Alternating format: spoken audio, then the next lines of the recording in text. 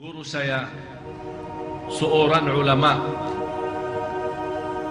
tapi beliau menceritakan salah satu karunia Allah Subhanahu wa taala yang beliau mendapatkan selama 40 tahun, tidak pernah tinggalkan takbiratul ihram di Masjid Nabawi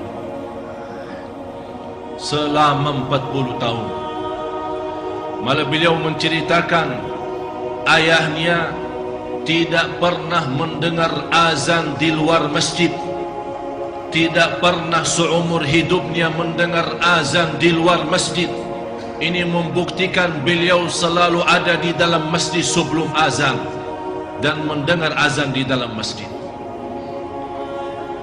Karena saking beliau mencintai masjid dan mencintai takbiratul ihram, takbirah pertama sama imam, waktu beliau di akhir hayatnya dapat sakit, tiba-tiba bangun tidur tengah malam tidak bisa bergerak, dan dia mendengar azan karena posisi rumahnya dekat dari Masjid Nabawi, dan dia mendengar azan dari Masjid Nabawi, as-salatu khairum minan naum, as-salatu khairum minan naum, dan dia bergerak walaupun dia dalam kondisi lemah sekali, sampai berkali-kali dia berdiri dan jatuh dan minta tolong anaknya untuk membawa ke masjid.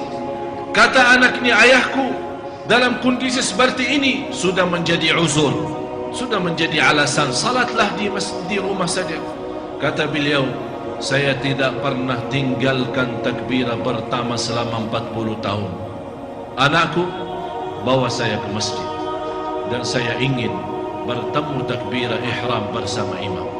Saya tidak tahu kapan saya meninggal dunia, dan saya ingin meninggal dunia dalam keadaan takbiratul ihram di Masjid Nabawi. Begitu keinginannya tinggi dan cita-citanya beliau luar biasa. Bukan hanya mendapatkan husnul khatimah yang biasa, tapi dia ingin mendapatkan husnul khatimah saat dia salat dan di Masjid Nabawi.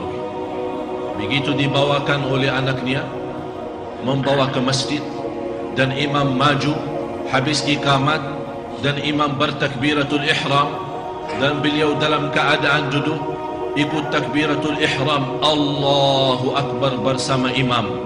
Imam membaca Al-Fatihah, malah beliau meninggal dunia. Allah menjaminkan husnul khatimah bagi orang-orang yang mendapatkan ridha Allah.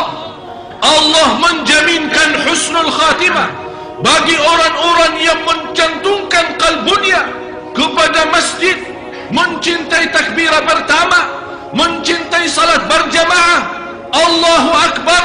Bagi orang-orang yang sudah tahu keutamaan masjid dan dia tahu keutamaan salat berjamaah, tapi masih kalah dengan bisikan syaitan, masih kalah dengan hawa nafsu yang semestinya jamaah sekalian, begitu kita mendengar azan Allahu Akbar, kita langsung berteriak Allahu Akbar atas hawa nafsu, Allahu Akbar atas syahwat, Allahu Akbar atas syaitan, Allahu Akbar atas dunia, atas malas, atas bisikan-bisikan, dan berlindung kepada Allah. A'udzu billahi minasyaitonir rajim.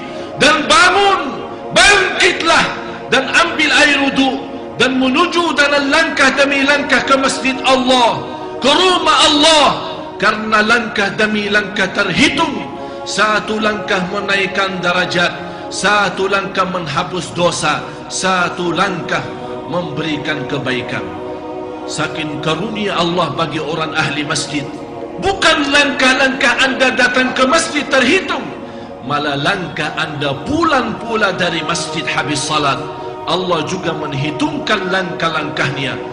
Jamaah sekalian, kita memerlukan banyak ampunan dosa, dan langkah-langkah banyak ke masjid, insya Allah terhapus dosa kita semua. Mudah-mudahan diampuni segala dosa kita.